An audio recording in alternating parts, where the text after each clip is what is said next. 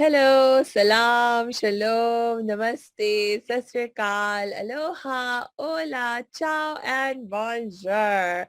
I'm so happy today, and I'm sure you'll be very happy too because I have a special guest, Chris Anderson. He's a serial entrepreneur and the founder of Pencil Leadership, and I'm so excited uh, for him to be here and to talk to us more about who he is and what he does. And actually, Chris, please jump in and tell us more about who For you are and sure. what you do. Absolutely. Thank you, Samia, for having me on the show. First off, I'm excited to be here and just be able to share and hopefully drop some nuggets, maybe add some value. And I hope I'm not too boring. So I'll try to bring the energy. But yeah, a little bit about me. Really nothing special about me. I mean, honestly, we all are unique individuals with purposes in this world. And I'm just trying to live into mine.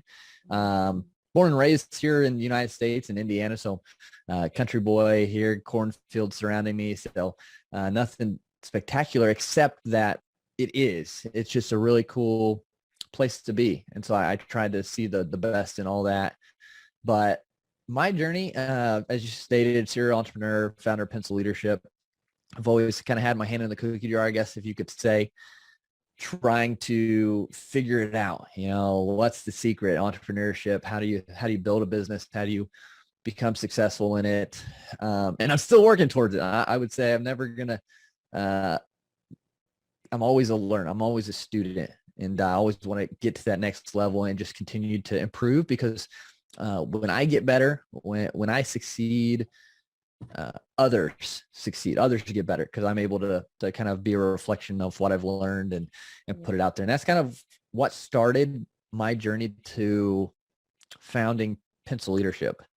Funny enough, it started as my podcast back in 2019. Yeah, Pencil Leadership podcast.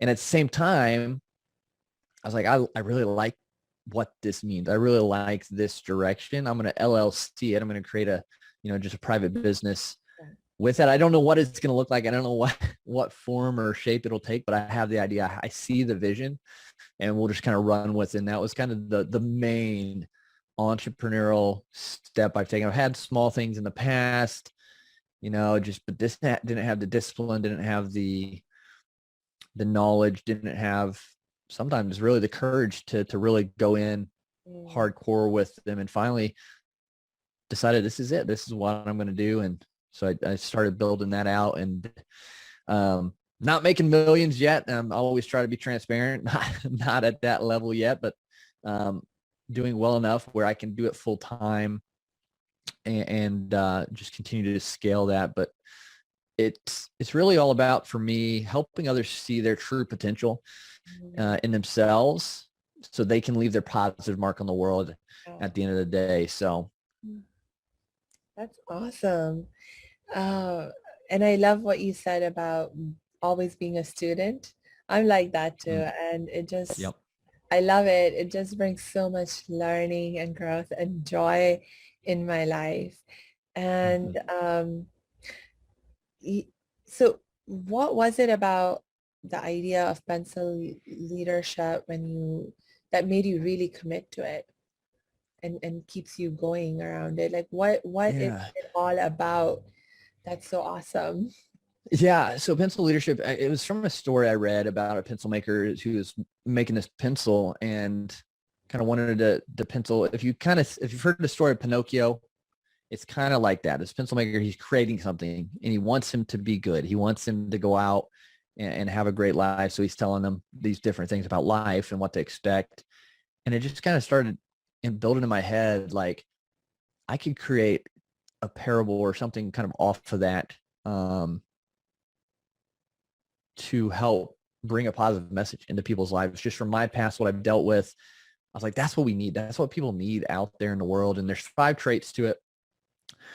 And I can dive into the whole story. I can tell you the whole story, but basically pencil has to be held to leave a mark. It goes through sharpenings. It has an eraser. The lead on the inside is the most important thing, and it's unique. It's not a pen. It's not a paintbrush. So it has a unique purpose in the world.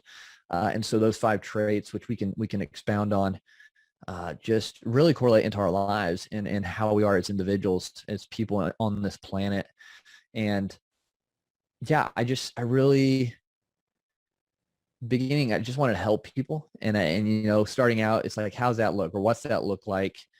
What's the problem I can solve as an entrepreneur? And so it's, there's the big vision with pencil leadership, and it's, it's still in the infancy stage for sure, but there's so much that I want to do with pencil leadership that I'm just continually, you know, planting seeds, building that foundation. So one day it could be what I dream of it to be. But yeah, it really kind of, it stemmed from my past, my story, and then stumbling on that story and having it be able to relate to the lives of everyone who hears it, hopefully. Hmm.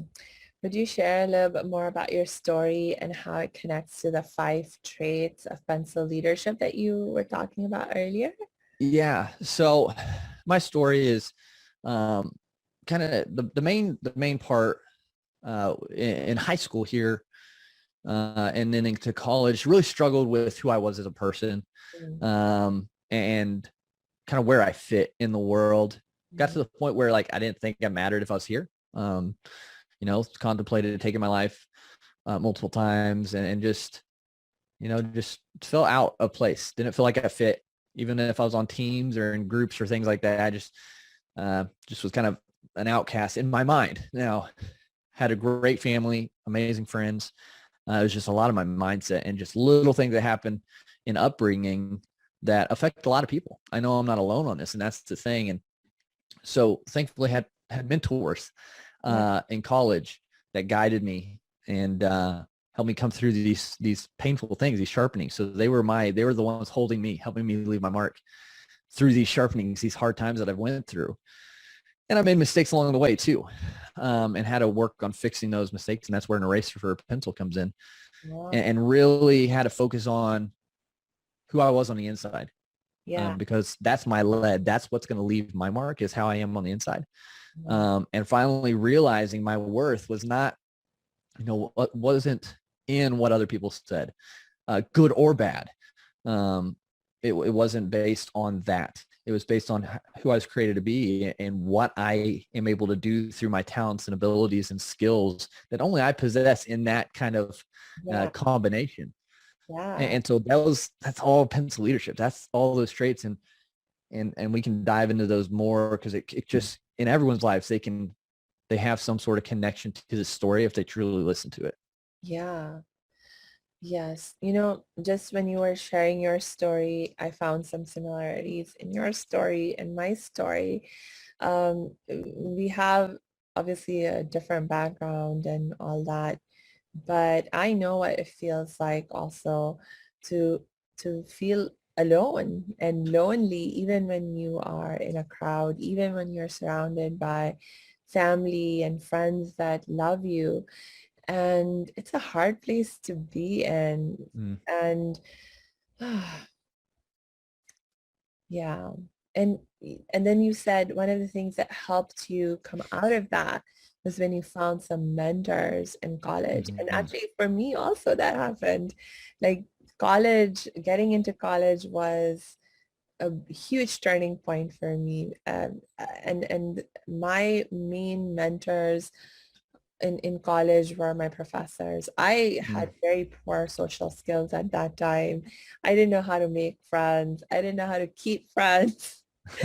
But with my professors, I was like a great student in the sense that I listened with attention. I did Mm, everything that they told us to do, and I was I was curious and I wanted to learn more. And so I asked lots of questions, and I just found these teachers who who who I guess really appreciated yeah. that curiosity in me and wanted to encourage that in me. And so they would ask me more questions and encourage me to talk more to them. And I just learned so much outside the classroom in that process of just these Mm-hmm. conversations that I started having with my professors. And my gosh, I learned so many amazing things.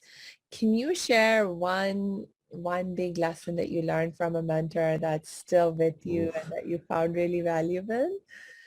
It's a good question. I actually asked this to my guests too, and I've never had the kind of camera pointed at me on it. So Oh, there's so much. There's so much that I've been privileged to have told to me or taught to me in life. And one of the big ones that I would say, and it's not going to be exactly the words that were used, but the message that I received more than once from, so my brother, he was the assistant soccer coach. He's about 13 years older than me. And so he was the assistant soccer coach for my team, and amazing coach, one of my biggest mentors and heroes, next to my dad and a few others. Would always tell us, like, if you're hurting, that's one thing, mm, but you've got to keep moving forward. Things are hard. You've got to keep moving forward, no matter what. Now there's a time to take care of yourself. There's a time to, pause or heal, but you've got to keep moving forward in some way. And if you can't run, you've got to motivate your teammates. If you can't kick a soccer ball, you've got to, help the guys below you. Like, you've got to help coach them. Like, there's always something you can do to move forward or move the team forward.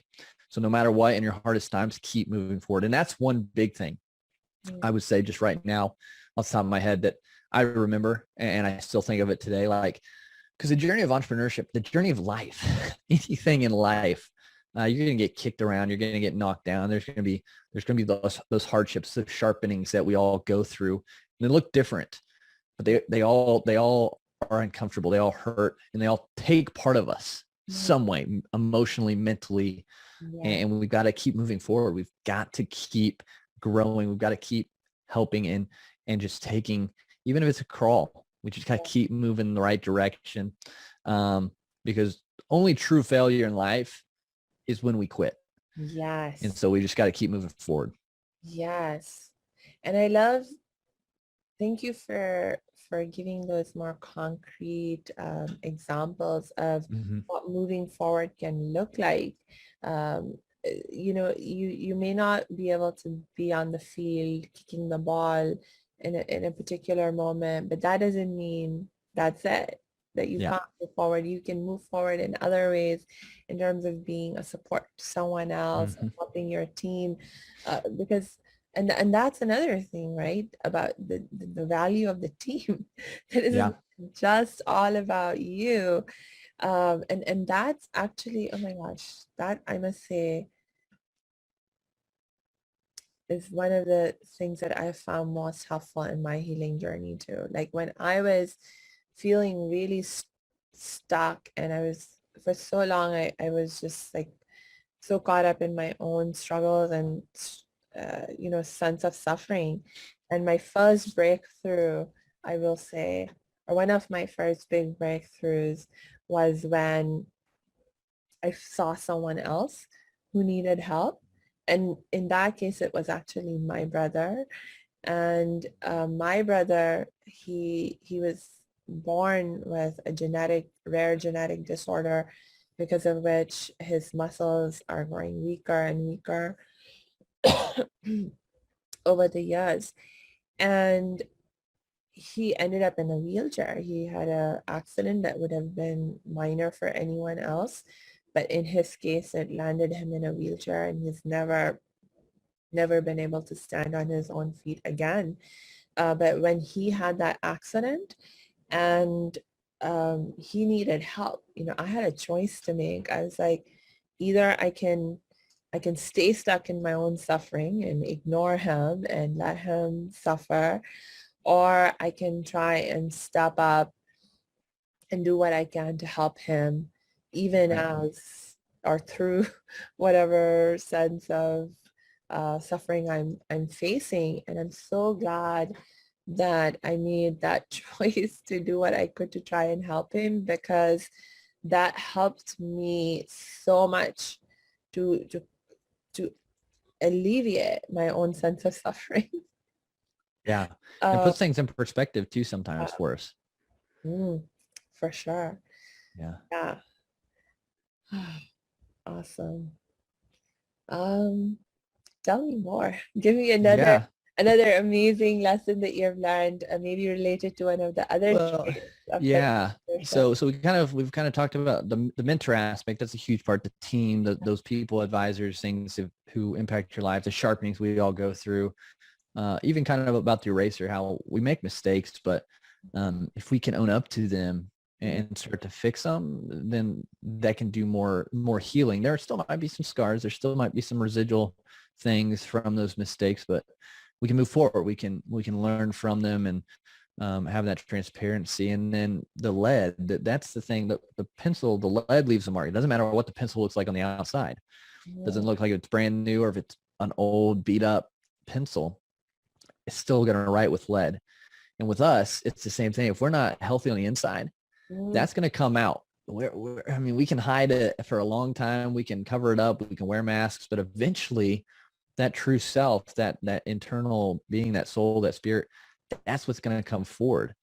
So if we're unhealthy in there, it's going to come out in, it's going to come out in addiction. It's going to come out in anger. It's going to come out in just shutting out people. It's going to come out in, it can come out in really negative things that you would never think about. Overspending, overeating, all this stuff. So we've got to work on that. So our mark is something positive. So we have those traits, that characteristics that are good and that are healthy. And I think sometimes people don't realize, they show externally, like what their heart, what internally is going on.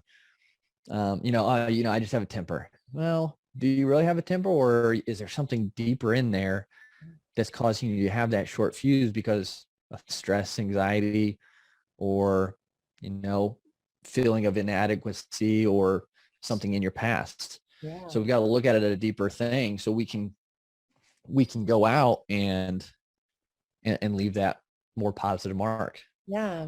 How do you help people become more aware of their deeper self and what it's all about?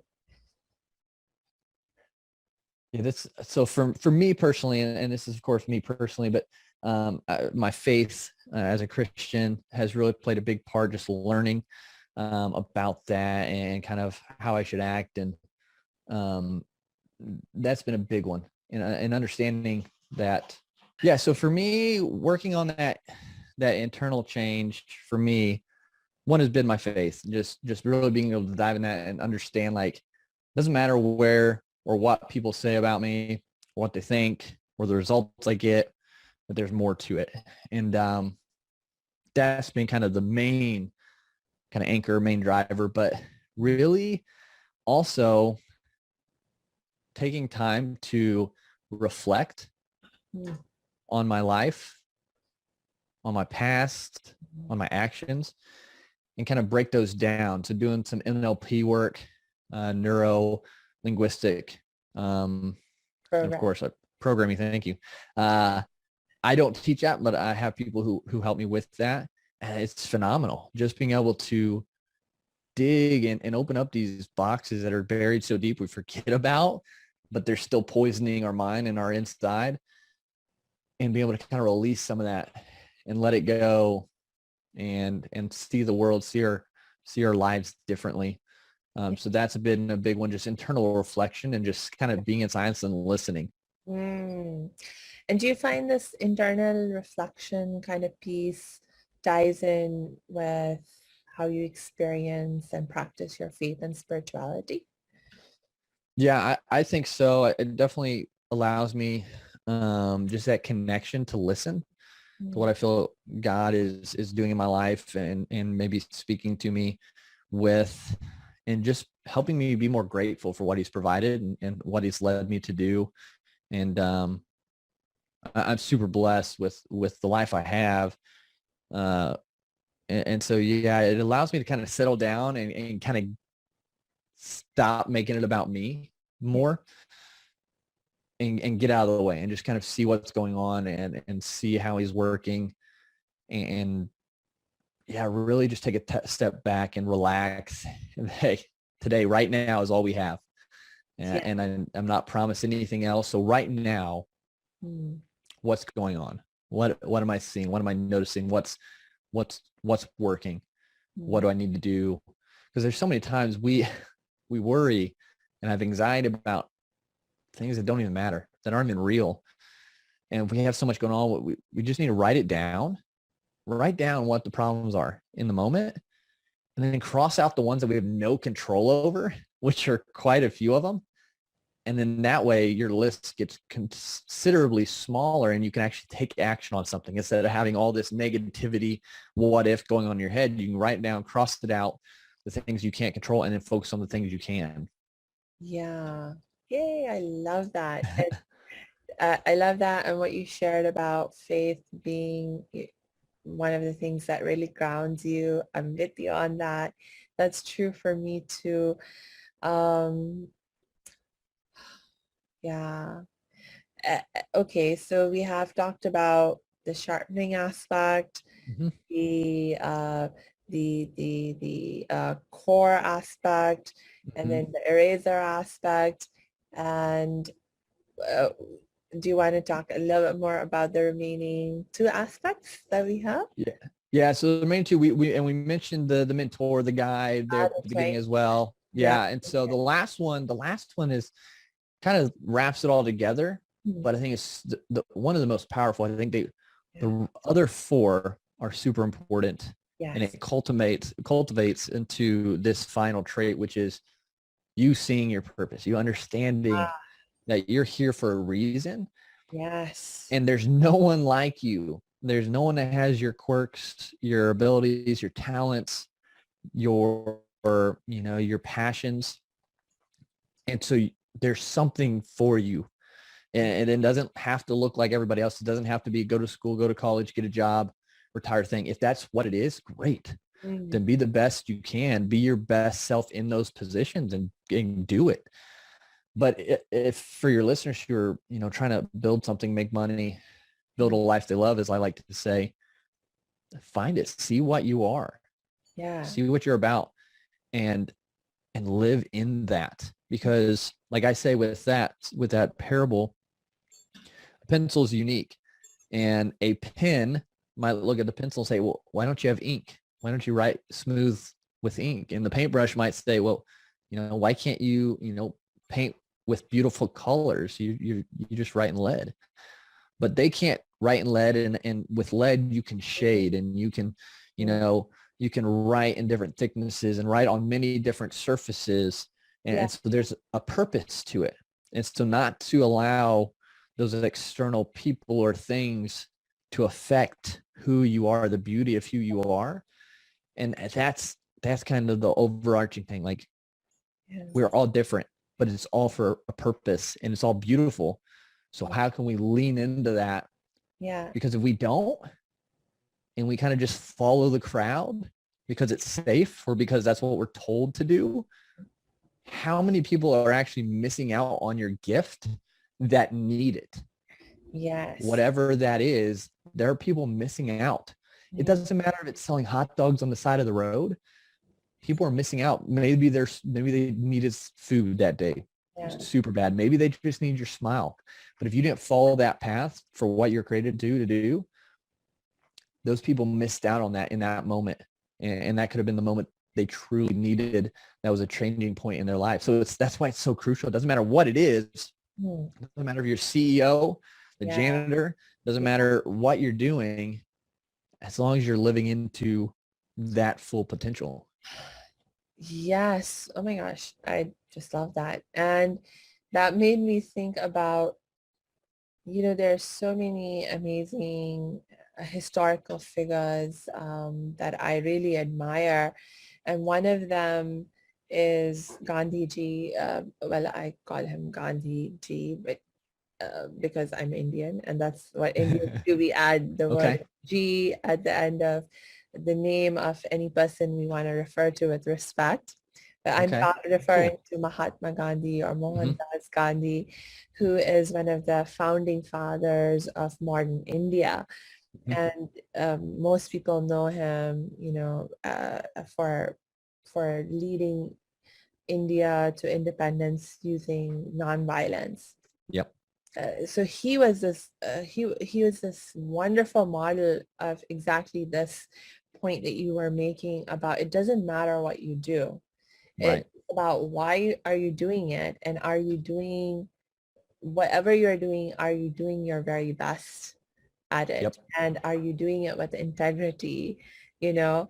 And so he used to move around with some of the top leaders, the people in the highest positions of power. And many people would look down on him and laugh at him because um, there's this movie made about him, like a biographical pic. And Mm. there's a scene in it where there's a meeting of all these like top leaders. We're making some plans for the independence movement or whatever. And a servant is called forward to serve everyone who's sitting there. And when but rather than allow this servant to come and serve him and serve everyone else, Gandhiji gets up and takes the serving tray away from this person. He's like, it's all right, I got this. And he served himself, he served everyone else. And like some of the leaders were giving him dirty looks, and you're like, why are you doing that? You're going to give our servants ideas that we don't want them to get. And what's wrong with you? Right. You're doing this menial labor and so forth, But Gandhiji was always, that was part of what made him so human and so relatable, and why Mm-hmm. people loved him so much and trusted him so much, because they could see in him themselves, and Yep. they could see, like, even the poorest people, they were able to, like, they felt like, he's one of us, you know. Right. uh, Yep. he didn't turn his nose up. He like mended his own clothes and cooked his food, cleaned the bathroom, everything. Yeah. You Yep. and in that, he presented this amazing model of leadership that inspired literally millions of people and billions, to Mm. actually more accurately, and continues to inspire those billions, just because he was so grounded and so authentic, and um, understood the value of all kinds of work. Yep. Yeah, and I mean, correlate. It's just again kind of like the stories of Jesus, even like washing the feet of disciples, and Yes, first will be last, and last will be first, and things like that. The servant leadership type image, yes, and I think that's what it is. We sometimes we let our egos get way too big and get in the way of what truly matters, and that's the people around us. And we're never too high to do the work and serve, and it's what it should be about anyways in business, is serving yeah. the people that are in our audience. And so yeah, that's Gandhi's a good many a good quotes from him. Awesome. On that very inspiring note, I'm going to have us wrap up for today, but you have to come back, Chris.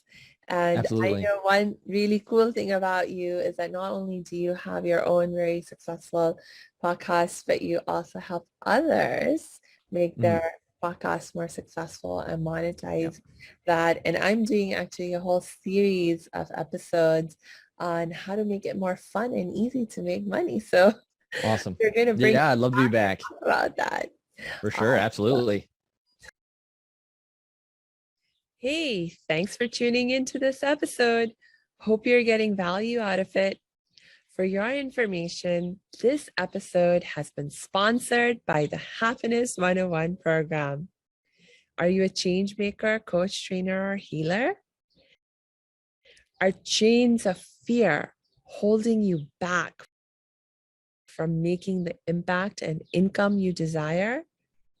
Using a unique combination of positive psychology and the spiritual wisdom of our most effective change makers, The Happiness 101 program helps you break through your limiting beliefs and manifest the abundance and success you desire with fun and ease. Interested? Book a free Happiness 101 exploration call with me, your happiness expert, Samia Bano. Just use my online calendar link in the show notes.